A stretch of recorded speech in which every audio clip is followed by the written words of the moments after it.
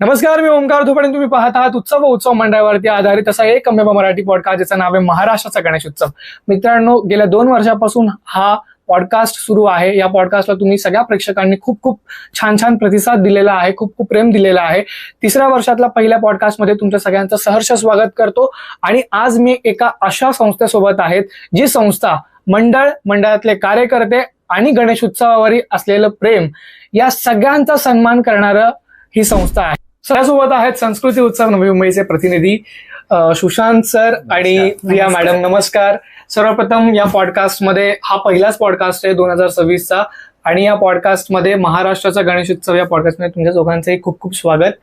माझा प्रश्न तुम्हाला पहिला असा असेल की संस्कृती उत्सव नवी मुंबई हे नेमकं काय? आपण ओंकार नवी मुंबई संस्कृती उत्सव नवी मुंबई हे जर नावाची फोड केली तर त्यात संस्कृती आहे, बरोबर, उत्सव आले, बरोबर, आणि नवी मुंबई म्हणजे आमची ही जी संस्था ही सध्या तरी नवी मुंबईपुरती मर्यादित आहे. म्हणजे आम्ही नवी मुंबई मधले उत्सव आणि इकडचे सण जे सगळे साजरे जे होतात त्याच्यामध्ये आमचा सहभाग असतो. आणि संस्कृती उत्सव नवी मुंबईचा मूळ हेतू हाच आहे की जे काही आपले उत्सव साजरे होतात नवी मुंबईमध्ये, तर त्या उत्सव साजरे करणारे आणि उत्सवाचं आयोजन करणारे जे आयोजक असतात किंवा कार्यकर्ते असतात, या कार्यकर्त्यांना प्रोत्साहन मिळावं आणि त्यासाठी म्हणजे त्यांना अजून आपले उत्सव कसे चांगले साजरे करू शकतात त्यासाठी त्यांना आम्ही पारितोषिक देत असतो. मागच्या वर्षी सुद्धा आम्ही हा उपक्रम गणपतीमध्ये सुद्धा केला होता, नवरात्रीमध्ये सुद्धा केला होता आणि दिवाळीमध्ये जे आपण किल्ले बनवतो त्या किल्ल्यांसाठी स्पर्धा सुद्धा ठेवली होती. नाही, या सगळ्या गोष्टी धगधगती मुंबईच्या माध्यमातून अनेक लोकांनी वृत्तपत्राच्या द्वारे वाचलेही असतील, वृत्तवाहिनीच्या द्वारे पाहिलेही असतील. मागच्या वर्षीचा प्रतिसाद नेमका कसा होता? जेव्हा आम्ही याची सुरुवात करायचं ठरवलं आणि कल्पना जेव्हा आम्हाला सुचली त्यावेळेस खरं सांगू ओंकार, आम्हाला एवढा प्रतिसाद मिळेल असं वाटलं नव्हतं. पण मी तुला म्हणेन की 120 पेक्षा जास्त मंडळांनी अधिकृतपणे रजिस्टर केलेलं. क्या बात आहे. गेल्या वर्षी जवळपास 120 पेक्षा जास्त मंडळांनी या उपक्रमामध्ये सहभाग घेतला होता. क्या बात आहे. हा, आणि त्यानंतर जो जल्लोष झाला आणि ज्या प्रकारे पारितोषिक वितरण झाली, सन्मान दिले गेले आणि त्यावेळेचा जो कार्यकर्त्यांचा आनंद आणि काही कार्यकर्त्यांच्या डोळ्यातून पाणी मी येताना पाहिलेलं, कार्यकर्ते फार भावूक झालेले, अशा बऱ्याचशा मंडळांना आम्ही व्हिजिट केलेलं, ज्या मंडळांमध्ये त्यांनी आम्हाला असं सांगितलं की इतक्या वर्षांमध्ये कोणीच त्यांच्या कामाची दखल घेतली नव्हती. ती दखल या संस्थेने घेतली याबद्दल त्यांना फार भरून आलेलं. तर प्रतिसाद तर खूप उत्कृष्ट होता गेल्या वर्षी. आणि यावर्षी तर मला असं वाटतं संस्थेबद्दल बरंच माहिती आहे नवी मुंबईकरांना, तर त्यामुळे यावर्षी अजून जास्त प्रतिसाद मिळेल हे आम्ही कुठेतरी अपेक्षित आहे, मी असं म्हणेन. नक्कीच नक्कीच. माझा पुढचा प्रश्न असा असेल की मंडळ हे काम करतं आणि मंडळ आणि कार्यकर्ता हे एक नातं आहे आणि मंडळाचा सन्मान, कारण मंडळ गेले कित्येक वर्ष ते मंडळ सुरू असतं. त्यांना अशी आशा असते, पत्रकार दखल घेतात काही मंडळांची, पण पत्रकार सगळ्या मंडळांपर्यंत नाही पोहोचत. पण अशा काही संस्था असतात ज्या मंडळाचा सन्मान करतात. तर ही संकल्पना कुठून निर्माण झाली? ही संकल्पना येण्यामागचा खरा हेतू हा आहे की आपण मुंबईचं नाव ऐकतो, एक सांस्कृतिक शहर आहे. आपण पुण्याचं नाव अख्ख्या भारतात प्रसिद्ध एक सांस्कृतिक सिटी म्हणून, शहर म्हणून. अगदी डोंबिवली आहे ना, छोटंसं शहर आहे, त्याचं नाव सुद्धा सांस्कृतिक शहर म्हणून घेतलं जातं महाराष्ट्रामध्ये. पण नवी मुंबईचं नाव असं कुठेच सांस्कृतिक शहर म्हणून घेतलं जात नाही. घेतलं जात असेल पण ते जास्त लोकांपर्यंत पोहोचलं गेलेलं नाहीये महाराष्ट्रामध्ये. आणि त्याचबरोबर नवी मुंबई जी आहे ना, याला म्हणजे मी आता भारतभर फिरत असतो, तर नवी मुंबई सांगितलं, नवी मुंबईचा मी आहे तर असं म्हणतात की सिमेंट सिटी म्हणतात आपल्याला. काही लोक आपल्याला स्वच्छ शहर म्हणून पण आपली ओळख आहे. सिमेंट सिटी पण, ग्रीन सिटी पण, म्हणजे स्वच्छ सिटी सुद्धा आपलं ओळख आहे. पण कुठेही सांस्कृतिक शहर म्हणून आपली ओळख जी आहे मला कधीच ऐकायला मिळालं नाही इतक्या वर्षांमध्ये. आणि त्याच माध्यमातून आम्ही गणेशोत्सवामध्ये मी मुंबईचा, माझं बालपण मुंबईमध्ये गेलेलं आहे, प्रियाचं बालपण ठाण्यामध्ये गेलेलं आहे, तर आम्ही बऱ्यापैकी उत्सव बघितले आहेत. तर इकडे म्हणजे नवी मुंबईमध्ये सुद्धा मंडळांमध्ये कार्यकर्ते ज्या प्रकारे काम करतात आणि ज्या प्रकारे उत्सव साजरे करतात तर याची कोणीतरी दखल घेतली पाहिजे, जी महानगरपालिका नक्कीच दखल घेते, इतर पण काही संस्था असतील महाराष्ट्रातल्या ते दखल घेत असतील. पण नवी मुंबईकर म्हणून आमचं एक कर्तव्य होतं आणि संस्कृती उत्सव नवी मुंबई या संस्थेच्या माध्यमातून आम्ही सर्व मंडळांसाठी, मी त्याला स्पर्धा नाही म्हणणार, पण आम्ही पारितोषिक ठेवली होती मागच्या वर्षी 2025 मध्ये. त्याचं नाव असं होतं की सन्मान गणरायाच्या भक्तांचा. आता इथे सुद्धा मी सांगतो की सन्मान गणरायाच्या भक्तांचा, कारण का आपण पारितोषिक जे देतोय ना, हे बाप्पाला आपण पारितोषिक नाही देते ऍक्च्युली, खरं बघायला गेलं तर. कारण बाप्पाला पारितोषिक देणारे आपण कोण, कारण बाप्पाच आपल्याला आशीर्वाद देतो. तर यामध्ये बाप्पासाठी काम करणारे जे कार्यकर्ते असतात, जे मंडळ असतात, त्यांचा सन्मान, म्हणजे सन्मान गणरायाच्या भक्तांचा, म्हणजे बाप्पाची भक्ती करणारे जे कार्यकर्ते आहेत ना, त्यांना प्रोत्साहन मिळावं यासाठी आम्ही संस्कृती उत्सव नवी मुंबईच्या माध्यमातून हे पारितोषिक वितरण आम्ही करत असतो. आणि खूप चांगला, जसं प्रियाने सांगितलं की खूप चांगला प्रतिसाद आम्हाला यामध्ये मिळतो. 120 पेक्षा जास्त मंडळांनी अधिकृतपणे रजिस्टर केलं होतं आणि त्यातल्या मागच्या वर्षी आम्ही 21 पारितोषिकं ऐरोली पासून ते पनवेल पर्यंत आम्ही दिली होती. आणि यासाठी प्रॉपर जजेसचं पॅनल आणि हे खूप छान प्रकारे म्हणजे आमची टीम काम करते. क्या बात आहे. माझा पुढचा प्रश्न असा असेल की मागच्या वर्षी रजिस्टर प्रक्रिया, तर या वर्षीची 2026ची प्रक्रिया कशी असणार आहे? कारण अनेक मंडळ, कारण मागच्या वर्षी एक माहोल क्रिएट झालेला आणि त्या माहोलमध्ये आता पण सगळे वाट पाहतायत या गोष्टीची की कधी एकदा ऑफिशियल आपल्या संस्कृती उत्सव नवी मुंबई पेजवरती या गोष्टींची ऑफिशियल पोस्ट येईल आणि मग आम्ही रजिस्टर करू. तर काय प्रक्रिया असणार आहे? प्रक्रिया ओंकार खूप सोपी असणार आहे. पहिली गोष्ट म्हणजे की आम्ही पत्रक जाहीर करू लवकरच. आता येत्या 1-2 दिवसामध्येच हे पत्रक जाहीर होईल आणि जोपर्यंत काही लोक हा पॉडकास्ट बघत असेल तर आमचं जे अनाउन्समेंट आहे तर हे जाहीर झालेलं सुद्धा असेल कदाचित.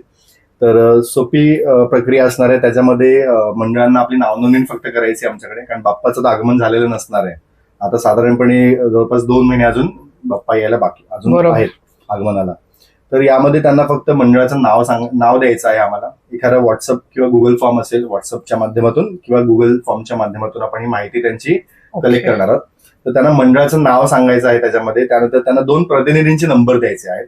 ओके. आणि मंडळाचं लोकेशन कुठे, म्हणजे समजा सानपाड्याचं एखादा मंडळ आहे तर सानपाडा सेक्टर किती आहे, त्या एरियाला काय म्हणतात, तर त्याचा एक साधारण त्यांचा तो ऍड्रेस असेल.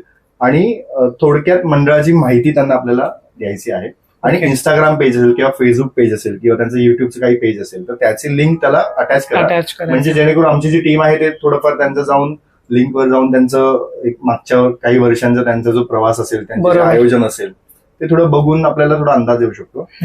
आणि त्यानंतर जे ऍक्च्युअली बाप्पांचं आगमन होईल, बाप्पांचं आगमन झाल्यानंतर पहिले 4 दिवस आमचं जे जजेसचं पॅनल असेल तर ती परीक्षकांची टीम जी असेल ती बाप्पा म्हणजे जे शॉर्टलिस्ट होतील तर तिकडे व्हिजिट सुद्धा केली जाईल. आणि ही सरप्राईज व्हिजिट असणार आहे, कारण साधारणपणे आमचा असा अनुभव सुद्धा आहे की जजेसचं नाव जर अनाऊन्स केलं तर जजेसला पर्सनली कधीतरी कोणी कॉन्टॅक्ट करून फेवर मागायचा प्रयत्न करू शकतो. आणि आम्हाला याच्यामध्ये संपूर्णपणे पारदर्शकता ठेवायची आहे.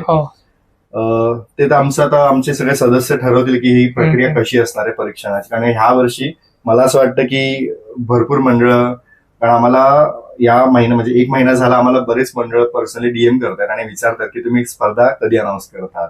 बरोबर. तर ती पण एक उत्सुकता सगळ्यांच्या मनामध्ये आहेच. परीक्षक व्हिजिट करतील आणि साधारणपणे 5व्या-6व्या दिवशी म्हणजे 5व्या दिवशी आपण असं म्हणूया, म्हणजे मी कदाचित 5व्या 6वा दिवस होऊ शकतो, त्या दिवशी आपल्या अधिकृत वेबसाईटवरती याचा जो निकाल असेल तो अनाऊन्स केला जाईल. ज्या ज्या कॅटेगरीज असतील ते अनाऊन्स केले जातील आणि त्यानंतर त्या मंडळांना इमिजिएटली कॉल्स आणि व्हॉट्सअपच्या माध्यमातून संपर्क साधला जाईल. आणि लगेचच आमची जी टीम आहे ती ऐरोली पासून ते पनवेल पर्यंत पारितोषिक वितरण करण्यासाठी त्यांच्या मंडळात जाऊन त्यांना बाप्पाच्या आशीर्वादाने त्यांना पारितोषिक दिलं जाईल. क्या बात आहे. याच्यामध्ये असं पण एक कन्सेप्ट मी सांगू इच्छितो की बऱ्याचदा आपण गणेशोत्सव संपलेला असतो आणि त्यानंतर काही टायमानंतर सर्व मंडळांना, जे विजेते मंडळ असतात म्हणा, की जे सिलेक्टेड मंडळ असतात त्यांना बोलवलं जातं आणि त्यांना एका स्टेजवर पारितोषिक दिलेलं असतं, मागे एखादा एलईडी असतो किंवा एखादा बॅनर असतो. पण आमची संकल्पना थोडी वेगळी आहे यामध्ये आणि मला असं वाटतं की ही संकल्पना पहिल्यांदाच महाराष्ट्रात कोणीतरी राबवतंय, म्हणजे मी तरी नाही बघितली आहे. तर आम्ही बाप्पा जेव्हा असतो ना मंडपात, त्या बाप्पाच्या छत्रछायेखाली, त्या बाप्पाच्या छत्रछायेखालीच त्या कार्यकर्त्यांचा सन्मान म्हणजे हा. जरी संस्कृती उत्सव नवी मुंबईच्या माध्यमातून होत असेल, पण सन्मान बाप्पाच्या समोर होतोय ना, ही त्यांच्यासाठी खूप मोठी गोष्ट असते. आणि खरंच म्हणजे जसं प्रियाने सांगितलं की म्हणजे काही कार्यकर्ते अक्षरशः रडले सुद्धा, म्हणजे की आम्ही 30 40 वर्ष काम करत आहोत, म्हणजे आमचं मंडळ आहे, पण आमची दखल घेतली गेली नाही. आणि यामध्ये मी ओंकार एक सांगायचा प्रयत्न असा करेन की यामध्ये कोणतंही मंडळ खूप मोठं आहे, खूप जुनं आहे, ओके, मूर्ती खूप मोठी आहे, भव्य आहे, खूप जास्त खर्च केलेला आहे, तर हे म्हणजे आमच्या निकषामध्ये येतच नाही. बरोबर. आम्ही हे बघतो की मंडळ जरी छोटं असलं, ओके, जरी नवीन असलं, तरी पण त्यांची कार्यपद्धती कशी आहे, ते कशा प्रकारे काम करतात, आणि छोट्याशा जागेतून सुद्धा ते कसं लोकांपर्यंत आपले हे उत्सव जे आहेत ते पोहोचवत आहेत, साजरे करत आहेत ना, त्या सर्व गोष्टी, त्यांची सजावट कशी आहे. तर कधी कधी असं होऊ शकतं की मी खूप मोठा खर्च करून एखादा मोठं भव्य ताजमहल उभा करेन, पण तेच एखादी अशी छोटीशी टीम असते की ते कदाचित ताजमहल उभा करू शकणार आहेत, पण त्यांची कल्पकता वापरून, त्यांची आयडिया वापरून मला असं वाटतं की एखादी छोटीशी गोष्ट जरी खूप उत्कृष्ट बनवू शकतात. आणि म्हणजे आम्ही प्राधान्य त्यांना सुद्धा देणार आहोत. तर याच्यामध्ये मोठं मंडळ किंवा छोटं मंडळ, जुनं मंडळ किंवा नवीन मंडळ असं काही नसतं. सगळे म्हणजे अगदी हा तुमचा पहिला वर्ष असेल तरी सुद्धा आमचे जे परीक्षक आहेत त्यांना त्यांच्या त्या कॅटेगरीजमध्ये सगळं आलं तर त्यांना पारितोषिक जाहीर होऊ शकतं. मला गेल्या वेळेचा सुशांत एक अनुभव सांगायला आवडेल. गेल्या वर्षी आम्ही एका मंडळाला व्हिजिट केलेली आणि पहिल्या 3 क्रमांकामध्ये त्या मंडळाचं नाव होतं. आणि अक्षरशः तुला खोटं वाटेल, खूप कमी स्पेसमध्ये त्यांनी गणपती बाप्पा उभारलेले आणि खूप सुंदर मी म्हणेन डेकोरेशन ठेवलेलं. इतकं म्हणजे त्यांनी कमी रिसोर्सेसमध्ये ज्या प्रकारे त्यांनी प्रेझेंट केलेलं सगळं, आणि खूप मी म्हणेन साधंसुधं मंडळ, साधीसुधी माणसं आणि साधेसुधे कार्यकर्ते, पण त्यांनी जे भव्य दिव्यता त्या छोट्याशा स्पेसमध्ये दाखवलेली आणि लिमिटेड रिसोर्सेसमध्ये, त्याला मी म्हणेन म्हणजे खरंच हॅट्स ऑफ होतं. आणि त्यामुळे सुद्धा त्या मंडळाचा पहिल्या 3 क्रमांकामध्ये ते एक मंडळ आलेलं. आणि अशा प्रकारे म्हणजे गरज नाहीये, सर म्हणाल्याप्रमाणे, म्हणजे सुशांत म्हणाल्याप्रमाणे गरज नाहीये की खूप मोठा बाप्पाची भव्य दिव्य मूर्ती हवी आहे किंवा खूप काही रिसोर्सेस हवे आहेत. आपण तामझाम त्याला म्हणू शकतो, तामझाम असेल तर हो, म्हणजे एक अगदी सिम्प्लिसिटी. आणि अजून एक लाडक्या 10 बाप्पांपैकी एक बाप्पा आम्ही निवडलेले, ते तर त्यांनी लोकरीपासून ते बाप्पा निर्माण केलेले. म्हणजे खूपच इको फ्रेंडली कॉन्सेप्ट होती आणि वेगळी, म्हणजे एक छोटीशी मूर्ती लोकरीपासून बनवलेली आणि ते सुंदर त्याच्या मागचं डेकोरेशन. तर अशा प्रकारच्या सुद्धा मंडळांना मी म्हणेन सन्मान मिळालाय, पारितोषिक प्राप्त झालंय. नक्कीच. खूप सुंदर कॉन्सेप्ट आहे, कारण जे मंडळ गेले कित्येक वर्षापासून ज्या जागेवरती गणेश उत्सव साजरा करतं त्याच जागेवरती जाऊन सन्मान करणं हे पहिलंच कुणी केलं असेल तर ते संस्कृती उत्सव नवी मुंबई यांनी केलेलं आहे. जर तुम्हाला असाच प्रश्न पुढचा असण्यामध्ये होता की काय कॅटेगरीज असतात, म्हणजे पारितोषिक आपण ठेवलेत तर त्याचे काय कॅटेगरीज आहेत? कॅटेगरीज म्हणजे पहिलं तर सुबक मूर्ती, म्हणजे मूर्ती सुंदर असणं, छान असणं आणि रेखीव असणं, हे तर एक आहेच, जरुरीच आहे ती गोष्ट. दुसरी गोष्ट असते ते म्हणजे उत्कृष्ट सजावट आहे, ओके. आणि त्याचबरोबर त्या सजावटीच्या माध्यमातून तुम्ही लोकांपर्यंत काय सामाजिक संदेश देत आहात. त्याचबरोबर आपण वैयक्तिक पारितोषिके सुद्धा ठेवतो, म्हणजे एखादा मंडळ आहे, त्या मंडळाचा एखादा कार्यकर्ता खूप खूप म्हणजे चांगल्या प्रकारे त्याचा सहभाग असतो आणि म्हणतात ना की धडाडीचा कार्यकर्ता असतो, आणि तो नसेल तर कदाचित काही गोष्टी राहू शकतात, नाही होऊ शकतात. म्हणजे एक महत्वाचा व्यक्ती, म्हणजे तो अध्यक्ष नाहीये, तो सेक्रेटरी नाहीये किंवा तो खूप असा एक्सपिरियन्स पर्सन नाहीये त्या मंडळातला, पण तरी पण तो पाहिजे. तर अशा म्हणजे मंडळ अशा पर्सनला नॉमिनेट करू शकतात. आणि मग त्यामध्ये जो आहे कार्यकर्त्याचा सन्मान, म्हणजे त्याचं पारितोषिक नाव काय होतं प्रिया? आदर्श कार्यकर्ता. आदर्श कार्यकर्ता पुरस्कार. त्यानंतर आदर्श व्यवस्थापन म्हणजे मॅनेज तुम्ही कसं करतात, कसं आहे की जागा छोटी आहे किंवा मोठी आहे, पण तरी पण तुम्ही कसे उपक्रम राबवताय जागेत. शेवटी 50-100 कार्यकर्ते एकत्र येतात, तर तिकडे कुठेतरी एवढा मोठा उत्सव साजरा करणं म्हणजे मॅनेजमेंट आला त्याच्यामध्ये. तर त्याचं मॅनेजमेंट कसं असतं तर ते उत्कृष्ट व्यवस्थापनासाठी एक वेगळा पुरस्कार असतो.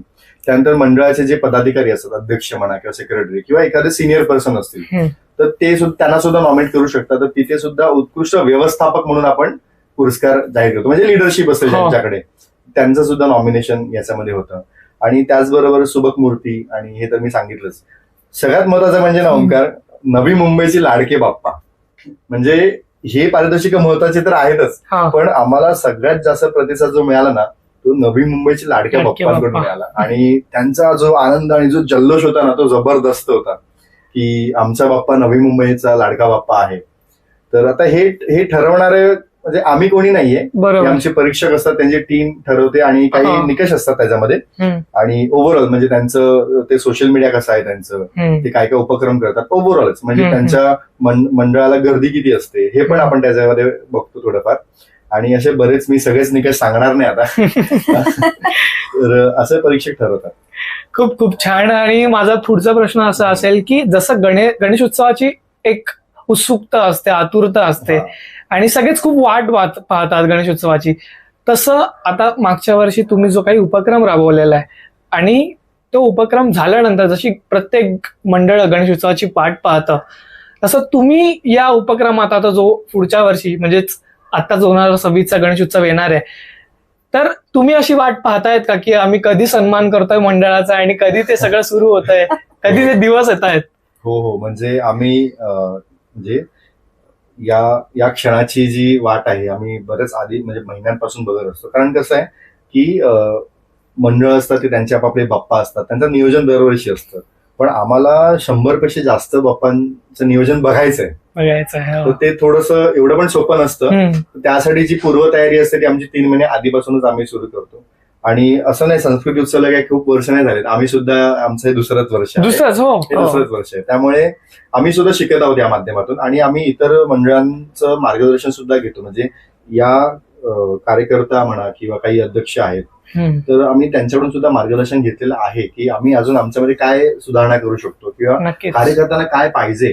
कारण कसं आहे ना की आमचा मूळ हेतू तोच आहे की आपले उत्सव साजरा करणारी जी मंडळी आहेत ना ही सगळी म्हणजे कार्यकर्ता, त्या कार्यकर्त्यांना प्रोत्साहन मिळालं तर तो अजून जोमाने दरवर्षी हा उत्सव साजरा करणार. आणि हाच खरा म्हणजे रामाचा सेतू जो बांधला ना त्याच्यामागे खारीचा जो वाटा होता ना छोटासा, तो नंतर खूप मोठा ठरला, पण तोच वाटा आम्ही करायचा प्रयत्न करतो. तर कदाचित काही येत्या काळामध्ये कदाचित कार्यकर्त्यांमध्ये उत्साह निर्माण, अशा शेकडो कार्यकर्त्यांमध्ये, हजारो कार्यकर्त्यांमध्ये उत्साह निर्माण करण्याचं काम जर आमच्या माध्यमातून झालं ना ओंकार, तर त्याच्यापेक्षा जास्त आनंद किंवा काहीतरी ह्या आयुष्यात केल्याचा एक समाधान आम्हाला नक्कीच मिळेल. आणि खरं सांगायचं झालं तर आपण भारत म्हणजे एक तरुणांचा देश म्हणून ओळखला जातो. आणि जे कार्यकर्ते आहेत त्यामध्ये जो मेजर एज ग्रुप तू पाहिलास तर तरुण कार्यकर्ते आहेत. म्हणजे डेफिनेटली तिकडले सभासद, संस्थापक हे एक्सपिरियन्स तर असतातच, पण नवीन नवीन मुलांना, नवीन नवीन तरुणांना भरपूर काही करून दाखवण्याची संधी मिळते आणि त्यातून योग्य मार्गही त्यांना सापडतो असं मला वाटतं. आणि बाप्पांचं कार्य करणारे हे सर्व जे कार्यकर्ते असतात त्यांच्या मनावरती पण त्या प्रकारचे संस्कार घडत असतात. तर कुठेतरी मला असं वाटतं हे आपली संस्कृती जपणं, परंपरा जपणं, यातून तरुण सुद्धा घडतायत आणि तरुण चांगला घडला तर आपला देश सुद्धा चांगला घडू शकतो. आणि हीच कुठेतरी ती संकल्पना मी म्हणेन आहे की त्या तरुणांमध्ये तो प्रोत्साहन आणि तो जल्लोष तयार झाला पाहिजे आपल्या या संस्कृती आणि परंपरांबद्दल. तर आणि ते होतंय, आम्ही पाहतोय ते होताना तरुणांमध्ये आणि खूप छान वाटतंय त्याबद्दल. त्यांच्यामध्ये एवढी क्रिएटिव्हिटी आहे आणि दरवर्षी काहीतरी नवीन कॉन्सेप्ट. म्हणजे मी कुठेच असं म्हणजे अदरवाईज सुद्धा आपण पाहतो वेगवेगळ्या मंडळांना व्हिजिट करतो, कुठे तसं काहीतरी रिपीट होतंय, तेच चाललंय. नाही, दरवर्षी त्यांच्याकडे काहीतरी नवीन कल्पना असते, दरवर्षी ते नाविन्यपूर्ण गोष्टी घेऊन येतात. आणि ही जी त्यांची कल्पकता आहे आणि ही जी मी म्हणेन एक डेडिकेशन आहे त्यांच्यामध्ये, त्यांच्या या कार्याला पोचपावती मिळणं खरंच खूप गरजेचं आहे, खरंच गरजेचं आहे. आणि हे सगळं तुम्ही करताय हे याचा आनंद अनेक नवी मुंबईकरांना आहे, अनेक मंडळांना आहे. माझा पुढचा प्रश्न तुम्हाला असा असेल मॅडम आणि सर दोघांनाही असा असेल की आधीचा गणेश उत्सव आणि आत्ताचा गणेश उत्सवामध्ये काय बदलाव दिसून येतोय? कारण आधीचा एकदम पारंपरिक सगळं होतं आणि छोटा असू दे पण ते खूप असं म्हणजे त्या बघण्याचा दृष्टिकोन प्रत्येकाचा वेगळा होता. आत्ताचा खूप बदललाय. तर आधीचा गणेशोत्सव आणि आताचा गणेशोत्सव आपण कसे पाहता? यात मेजर फरक हा आहे की आता मी 90 दशकातला गणेशोत्सव मी बघितलेला आहे. मी 90s मधला आहे, त्यामुळे म्हणजे मी 80s मधला आहे, पण जेव्हा कळायला लागलं तेव्हा 90s मधला. तर तेव्हाचा जो उत्सव आहे ना, हा म्हणजे तेवढा लोकप्रिय नाही व्हायचा. म्हणजे लोकांपर्यंत आता समजा सायन एरिया आहे तर तिथे काय चाललंय तर त्याची माहिती इथे डोंबिवली म्हणा किंवा ठाणे म्हणा इथपर्यंत नव्हती. पण आत्ताच्या उत्सवामध्ये अगदी नागपूरमध्ये सुद्धा एखाद्या गणेश बाप्पाचं काहीतरी उत्कृष्ट काहीतरी काम झालेलं असेल, एखादी सजावट झालेली असेल, एखादी उत्कृष्ट मूर्ती असेल तर त्याची जी बातमी आहे ती आपल्यापर्यंत लगेच पोहोचते. हा एक महत्वाचा फरक आहे. आणि सोशल मीडियाचा हा आपल्याला एक फायदा आहे की सोशल मीडियाच्या माध्यमातून आपले उत्सव जे आहेत ना हे लोकांपर्यंत पोहोचतायत आणि या पुढच्या पिढीपर्यंत पोहोचतायत. एक चांगला तो सोशल मीडियाचा एक फायदा आपल्याला आहे. आणि दुसरा मी फरक हा म्हणेन की त्यावेळेस म्हणजे जी आयडियाज म्हणा किंवा जी कल्पकता होती त्यापेक्षा जसं टेक्नॉलॉजी ग्रो होते, वाढत चालली आहे, त्याप्रमाणे ते सुद्धा वाढलेलं आहे. म्हणजे आधीच्या काळामध्ये खूप जास्त मेहनत लोक करायचे, अगदी स्वतः बांबूवर चढून खेळ टोकण्याचं काम म्हणा किंवा हे कार्यकर्ते स्वतः करायचे. पण आता बऱ्यापैकी बरेच असे इव्हेंट्स कंपनी सुद्धा आहेत की ज्या सगळं मॅनेज करून देतात सगळ्या लोकांना. आधीच्या काळामध्ये वर्गणी अगदी 50 पैसे 1 रुपया आणि आधी दारातून हकलवलं जायचं. म्हणजे आम्ही सुद्धा वर्गणी मागायला गेलोय लहानपणी, तर कधी कधी आम्हाला घरात म्हणजे अगदी चहा सुद्धा पाजलाय काही लोकांनी. आणि अगदी आम्हाला सांगितलं की किती वेळा येणार तुम्ही लोक आमच्याकडे, आम्हाला नाही द्यायचे वर्गणी. पण आताच्या काळामध्ये गणेश म्हणजे गणपती बाप्पाच्या या उत्सवामध्ये वर्गणी सुद्धा म्हणजे लोक स्वतःहून देतात, चांगली देतात, स्पॉन्सरशिप देतात. आधीच्या काळामध्ये आपण मुंबईतले काही मंडळ सोडली तर इतर मंडळांना स्पॉन्सरशिप नावाचं काहीच माहिती नव्हतं. ओके, आणि येत पण नव्हती. पण आता गल्ली गल्लीतल्या मंडळांना स्पॉन्सरशिप येते. बरोबर. आणि त्याचा एक फायदा खूप चांगला हा आपला उत्सव मोठा करण्यासाठीच होतो. आणि सर्वात महत्वाचं म्हणजे जे resources, availability of the resources त्यावेळेस खूप कमी होती. कारण अर्थात म्हणजे वर्गणी किंवा मी म्हणेन कुठेतरी पैशांच्या अभावी भरपूर रिसोर्सेस सुद्धा त्या मानाने कमीच होते. तर आता मला असं वाटतं की मंडळं रिसोर्सफुल पण व्हायला लागलेली आहेत. आणि त्यातूनच मला एक म्हणजे गेल्या वर्षीचा एक अनुभव आठवला.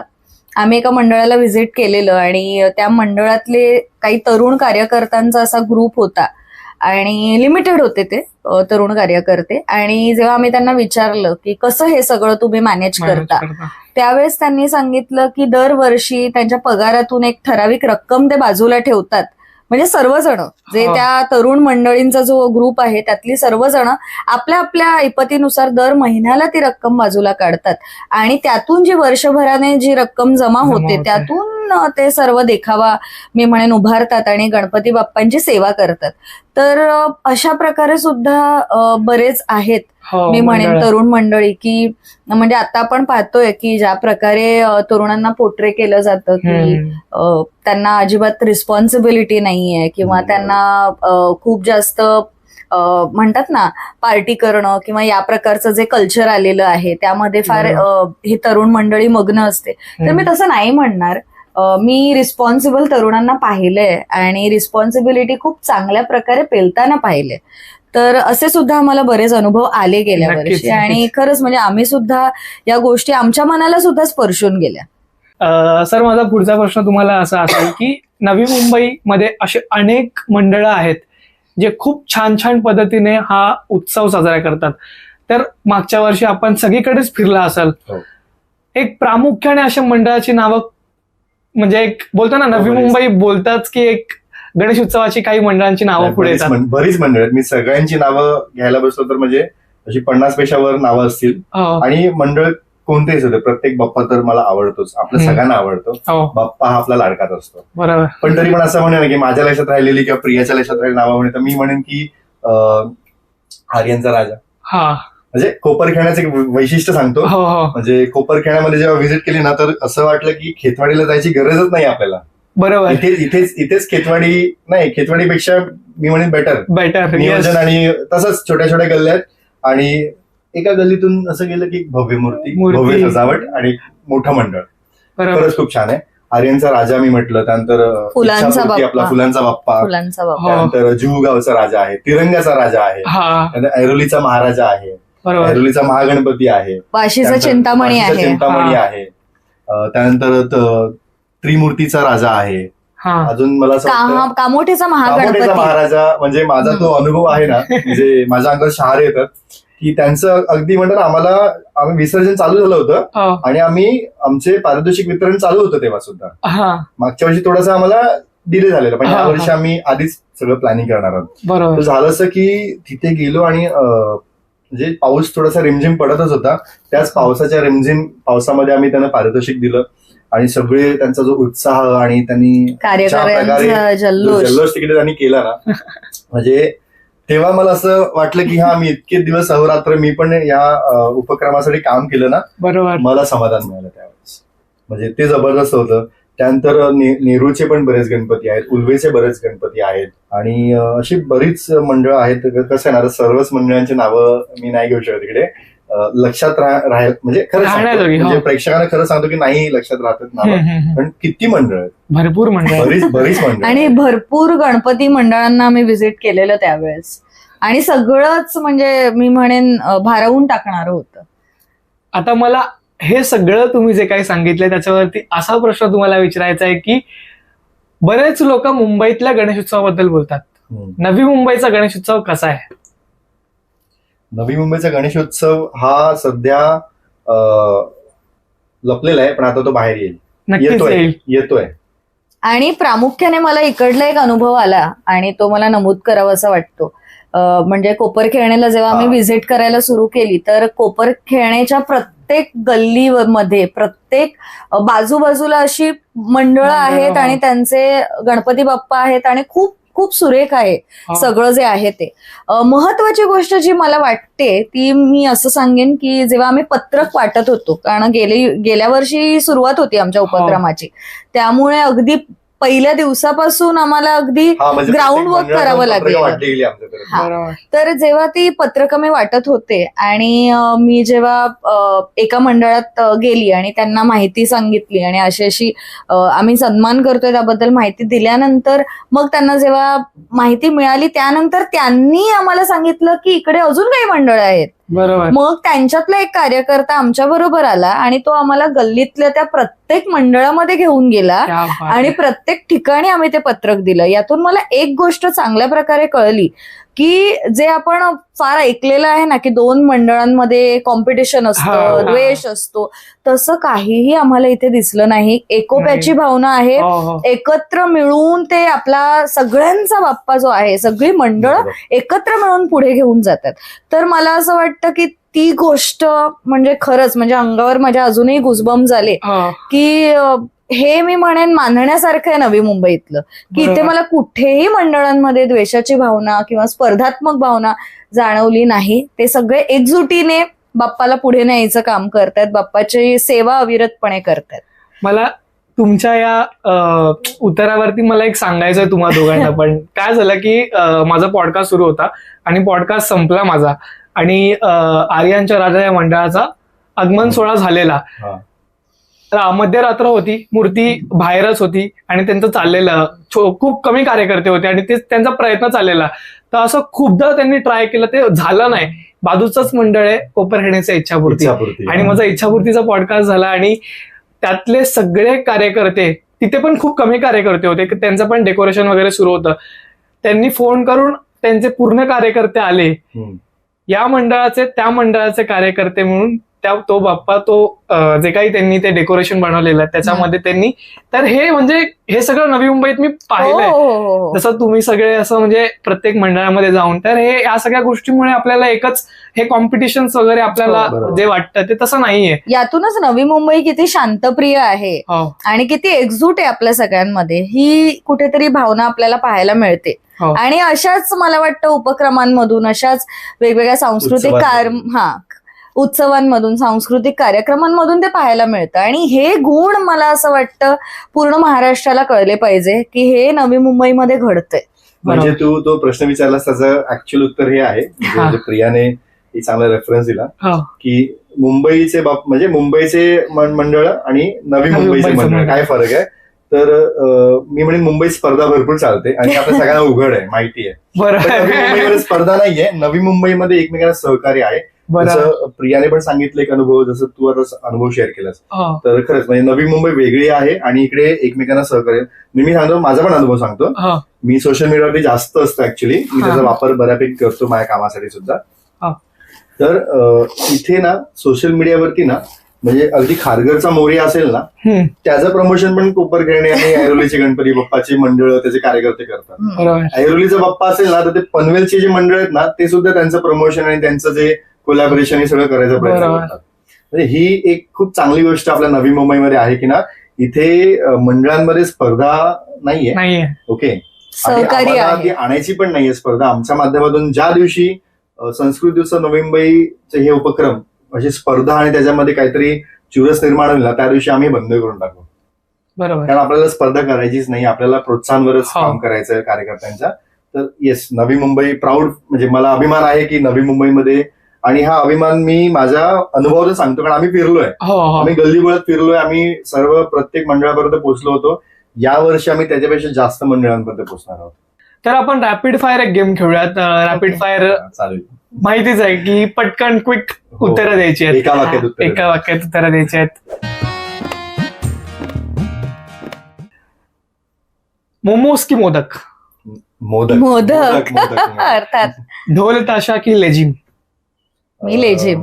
मला ढोल ताशा आवडतो. ओके.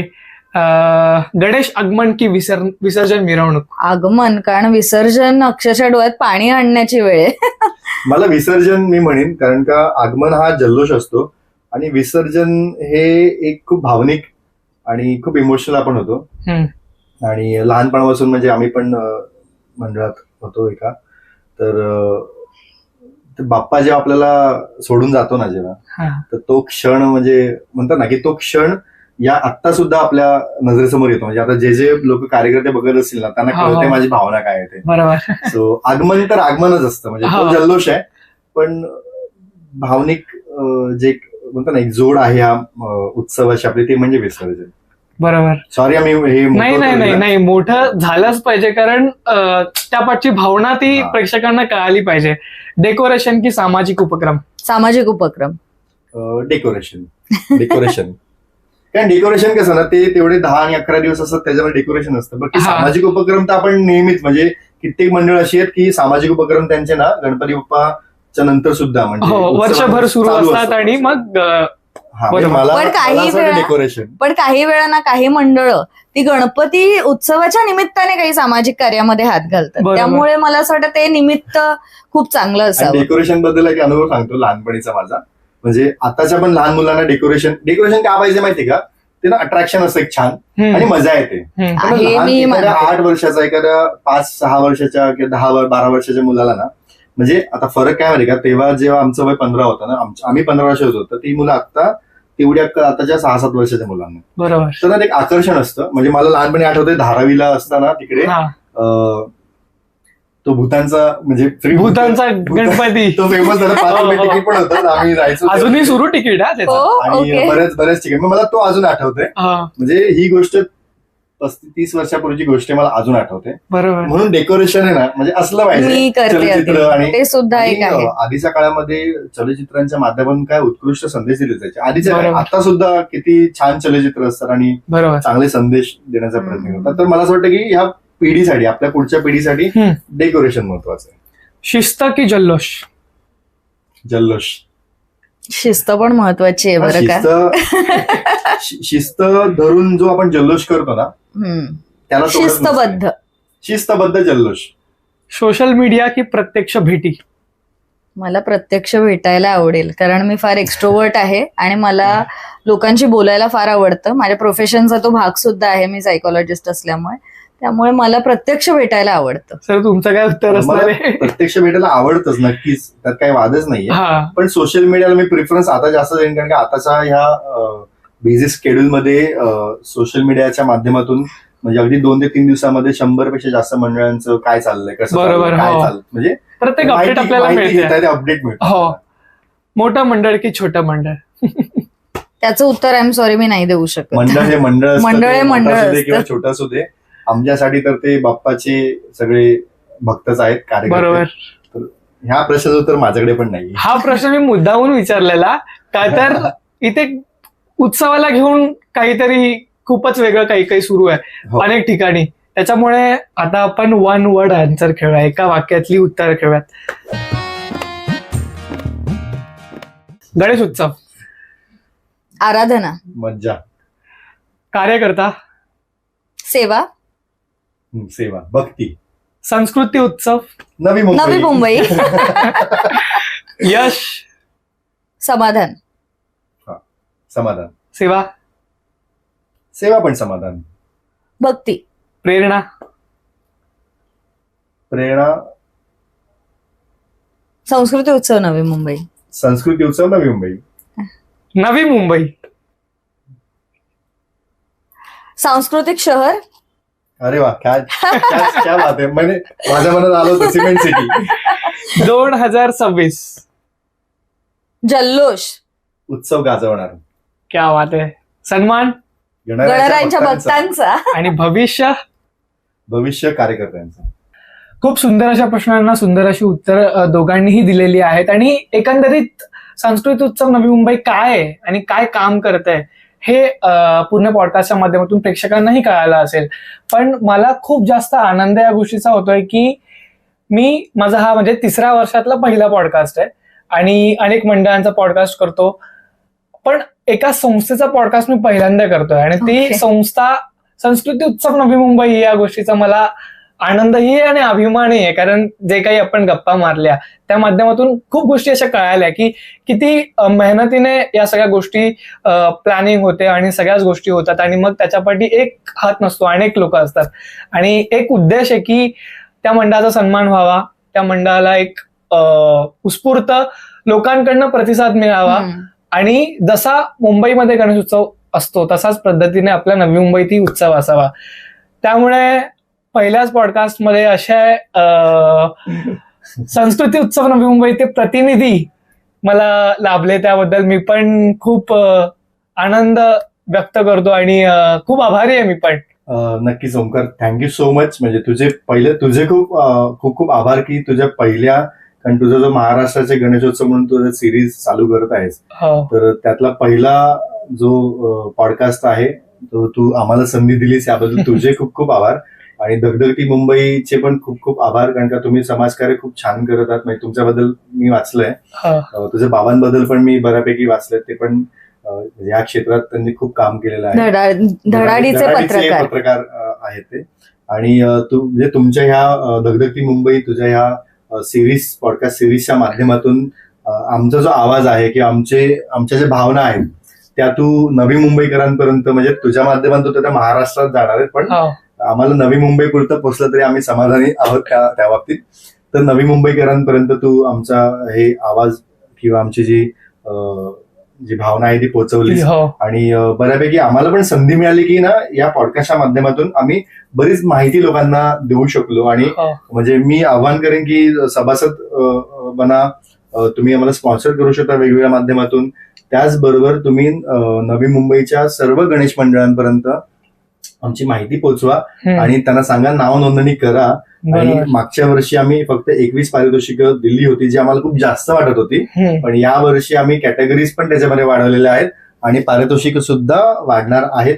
जसं आम्हाला सहकार्य मिळेल तसं आम्ही त्याच्यामध्ये अजून उच्चांक गाठण्याचा नक्की प्रयत्न करतो. पुन्हा एकदा ओमकार, तुझे आणि तुझ्या संपूर्ण संस्थेचे आणि सर्वांचे खूप खूप मनापासून आभार. सर, मी पण खूप खूप धन्यवाद आहे. माझ्या पहिल्या पॉडकास्टला तुम्ही आहात आणि इतके सुंदर गप्पा झालेल्या आहेत. ते लोकांना प्रत्येक जे बघणारे प्रेक्षक आहेत त्या प्रत्येक प्रेक्षकाला फक्त एक संस्कृती उत्सव नवी मुंबई हे माहिती न पडता उत्सव किती चांगला आहे आणि नवी मुंबईतला उत्सव किती चांगला आहे हे पण लोकांना ऐकायला मिळेल. आणि अनेक सल्ले तुम्ही दिलेले आहेत आणि गणेश उत्सवाबद्दल खूप काही गोष्टी तुम्ही सांगितलेल्या आहेत प्रामुख्याने की कशा पद्धतीने उत्सव आपल्या नवी मुंबईतला आहे. तर लोकांना आवडेल. आणि मी प्रत्येकाला एक रिक्वेस्ट करू इच्छितो की प्रत्येकाने खरंच कमेंट सेक्शन मध्ये सांगा संस्कृती उत्सव नवी मुंबई बद्दल पण, महाराष्ट्राचा गणेशोत्सव या पॉडकास्ट बद्दल पण, आणि संस्कृती उत्सव नवी मुंबईच्या ऑफिशियल पेजवरती त्यांचे अपडेट्स येणार आहेत. त्या सगळ्या अपडेट्स वरती लक्ष द्या, कारण खूप महत्वाचे अपडेट्स येणार आहेत आणि त्या सगळ्या अपडेट्सच पुढे घेऊन जाणार आहेत. त्यामुळे प्रत्येक मंडळाला, प्रत्येक कार्यकर्त्याला एक रिक्वेस्ट असणार आहे की तुमच्यासाठीच हे सगळं सुरू आहे, त्यामुळे तुमचा प्रतिसाद या अशा व्यक्तींना भेटणं खूप जास्त गरजेचं आहे. मित्रांनो, मला हा पॉडकास्ट तुम्हाला जर आवडला असेल तर कमेंट सेक्शन मध्ये या पॉडकास्ट रिलेटेड जी आपली प्रतिक्रिया असेल ती कळवा. माझं कुठे चुकत असेल तर मलाही तुम्ही कमेंट सेक्शन मध्ये नक्की सांगा. आणि तुम्हाला कोणकोणते पॉडकास्ट गणेशोत्सवाच्या वरती आधारित असलेले पॉडकास्ट पाहायला आवडतील तेही नक्की सांगा. पण तत्पूर्वी मी तुम्हाला हे नक्की सांगेल की आपण हा पहिला पॉडकास्ट आपला झालेला आहे. इथून पुढचे आपले पॉडकास्ट जे असणार आहेत ते अनेक सुप्रसिद्ध मूर्तिकार किंवा जे मूर्ती घडवतात असे कलाकार जे काही पडद्या मागचे आहेत, काही प्रसिद्ध आहेत, त्या सगळ्यांना आपण या पॉडकास्टमध्ये प्रत्येकाला संधी देणार आहोत. तर माझा कुठला हा पॉडकास्ट जर कुठला मूर्तिकार पाहत असेल तर त्यांनीही मला संपर्क साधावा. मीही काही लोकांपर्यंत जाणार आहे आणि गणेश उत्सवामध्ये तर माहोलच होणार आहे. अनेक मंडळ, मुंबईपासून ते नवी मुंबईपर्यंत आपण अनेक मंडळांचे पॉडकास्ट घेणार आहोत. तर मला असं वाटतं की शेवट असाच झाला पाहिजे. गणपती बाप्पा मोरया. मोरया.